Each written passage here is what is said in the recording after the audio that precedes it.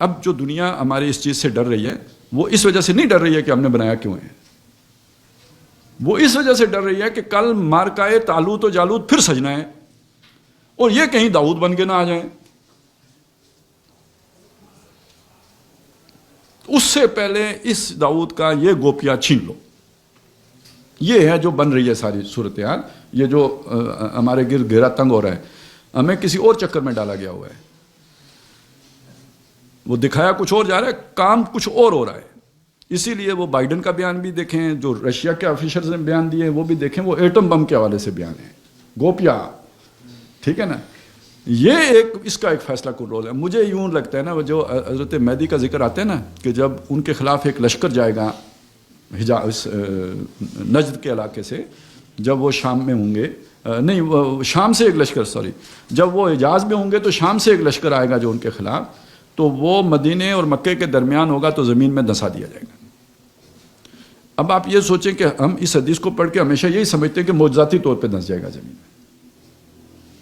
اگر آپ عالم اسباب کو ذہن میں رکھیں تو کوئی ایسی ٹیکنالوجی بھی تو ہو سکتی ہے نا جو پورے لشکر کے لشکر کو تباہ کر دے۔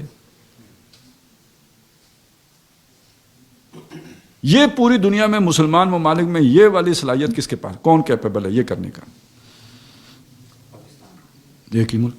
انہوں نے اصل میں وہ انڈیا کے خلاف جو ڈیٹرنس بنایا ہے وہ صرف اتنا ہی تو نہیں ہے نا کہ ایٹم بم بنا لیے، ان کو کچھ اس طرح کے بھی مسائل تھے کہ جس میں انہوں نے پھر چھوٹے ایٹم بم بھی بنائے جو لوکلی جو ہے نا کسی مختصر ایریے میں بھی کسی کو تباہی پھیلا سکتے ہیں، وہ زیادہ خطرناک چیز ہے۔ اور یہ والا جو لشکر زمین میں دھنسے گا یہ کسی ایسے ویپن کے استعمال کا نتیجہ بھی ہو سکتا ہے۔ تو ایک نئے رخ پہ تو تیاری ہو گئی، گوپیا تو تیار ہو گیا،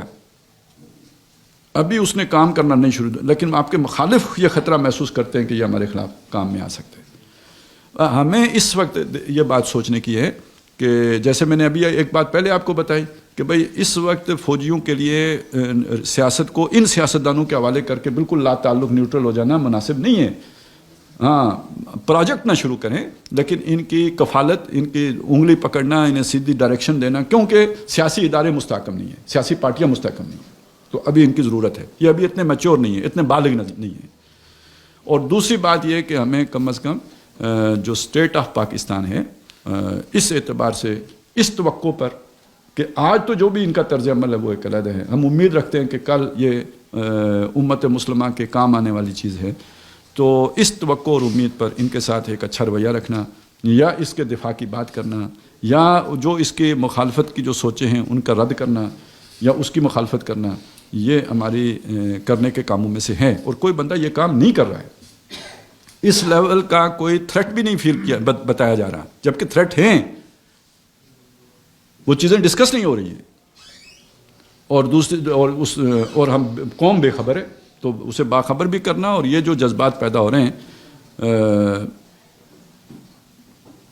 کم از کم میں نے تو کبھی بھی فوجیوں کے اس طرح کی جو بھی رہی ہے ماضی میں کردار، اس کی حمایت نہیں کی، آپ کو پتہ ہے، بہت اچھی طرح پتہ ہے، اور بہت مطلب خطرناک حد تک، یعنی لوگوں کو گلا بھی ہوتا تھا کہ اتنی مخالفت کرنے کی کیا ضرورت ہے، کیے خوب دبا کے کیے۔ لیکن اس موقع پہ جو ہو رہا ہے نا کہ اگر ہم نے ان کو اس طرح ڈی مورلائز کر دیا، اس طرح پوری قوم نے ریجیکٹ کر دیا جیسے کہ ہو رہا ہے، تو کل جب کوئی بیرونی حملہ ہوگا یا کوئی اس طرح کا دباؤ آئے گا تو ان کے اندر وہ ول کدھر سے آئے گی کہ یہ لڑیں گے؟ تو پھر یہ ساری محنت ضائع ہو جائے گی یا نہیں ہو جائے گی؟ تو میرے حساب میں تو اس وقت ان کو سپورٹ کرنے کی ضرورت ہے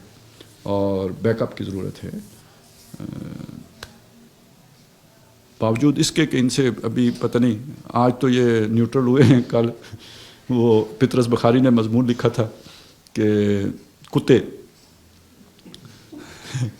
وہ کہتے ہیں یار میں کتوں سے بہت ڈرتا ہوں اور ہر قسم کے کتے سے ڈرتا ہوں، اگرچہ کہ لوگ یہ کہتے ہیں کہ جو کتے بھونکتے ہیں وہ کاٹتے نہیں، لیکن کہتے ہیں میں بھونکنے والوں سے بھی ڈرتا ہوں کہ کیا معلوم یہ کمبخت کب بھونکنا بند کر کے کاٹنا شروع کرتے ہیں۔ تو بھئی اب جس کے ہاتھ میں اختیار ہے وہ کل اپنی روش پھر اپنی جو وہ ڈاکٹرائن تبدیل کر لے، تو اس کا تو ہمیں نہیں پتہ، لیکن لمحہ موجود میں دیکھیں ہم اس شے کے مخالف ہیں جو ہمیں لمحہ موجود میں نظر آ رہی ہے، اور اس میں قومی جو بھی ایک ہمارا ایک علیحدہ ملک ہے، ایک آزادی جس درجے میں بھی ہے، ہم اگرچہ کہ ان کے غلام ہیں، کوئی شک نہیں کہ ان کے غلام ہیں، لیکن اپنے غلام اور بیگانے غلام میں فرق ہوتا ہے نا. میں آپ کو ایکسٹریم کی مثال دے دیتا ہوں کہ یزید کے بھی تو غلام ہی تھے نا، اس نے حضرت حسین کو بھی نہیں چھوڑا. لیکن میرا اور آپ کا اگر کوئی کیس ہوگا تو وہ شریعت کے مطابق ہی فیصلہ کرے گا نا. یزید سے آپ یہ توقع تو نہیں رکھ سکتے تھے نا کوئی کسی بیرونی طاقت کے آگے اس طرح لیٹا ہوا ہوگا جیسے آج ہمارے حکمران لیٹے ہوئے ہیں. میں نے ایکسٹریم کی مثال آپ کو دے دی. اسی طرح یہ بات سمجھ لیں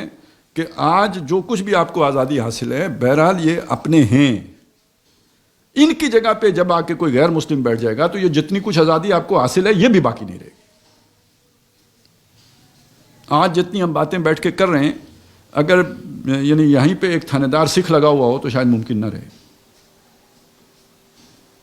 تو ان چیزوں کو بھی دیکھنے کی ضرورت ہوتی ہے، اپنے پاؤں پہ کلاڑی نہیں مارنی ہوتی. تو بہرحال یہ ایک اس وقت یہ کوئی کام نہیں کر رہا، اگر ہم سے ہو سکے تو یہ کرنے کا کام ہے. ابھی میں نے بھی شروع نہیں کیا ہے لیکن آپ کو انڈیکیشن دے رہا ہوں کہ اس وقت تھوڑا ان کو بیک اپ کی ضرورت ہے. یہ بات ابنائے وطن کو بتانے کی ہے کہ بھائی مزید فوجیوں کو سنسار نہ کرو. وہ اگر کہہ رہے ہیں کہ بھائی ہم سے غلطیاں ہوئی ہیں اور ہم اپنی غلطیوں کو اپنے خون سے دھونے کی کوشش کر رہے ہیں، تو ہماری مجبوری ہے کہ وقتی طور پر ان کی اس بات کو ہم درست مانیں، اور اس موقع پر اگر کچھ ان کی پیٹ ٹھونک نہیں سکتے تو کم از کم اس طرح کی مخالفت نہ کریں کہ کل وہ لڑنے کے قابل بھی نہ رہے.